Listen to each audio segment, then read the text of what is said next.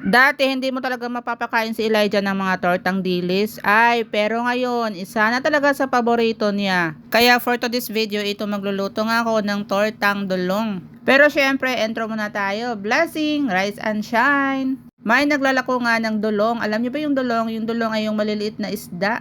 Hindi din siya dilis. Siguro yung taga-probinsya, alam niya talaga kung ano yung dulong. Pero kung RK ka naman, ay hindi mo alam yan. Dahil nga tayo isang nanay, syempre isa talaga sa concern natin ay yung mapakain natin yung anak natin ng gulay. Dahil sa panahon ngayon, wala na talaga pinipili yung sakit. Pabata ng pabata pa nga, 'di ba?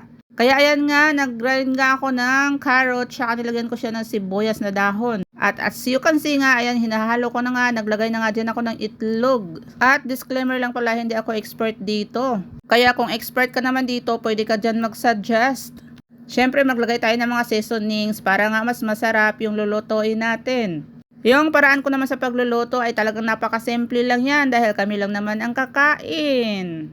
Tapos naglagay nga din ako ng 2 kutsarang harina, tinansya ko lang talaga kung ano yung tama. At napansin ko nga medyo madami nga din yung carrots na nalagay ko. Napag-isip-isip ko nga baka maging tortang carrots na to, hindi na to tortang dulong. Kaya sabi ko nga bahala na to si Batman. Bahala na to si Elijah kung kakain ba siya o hindi.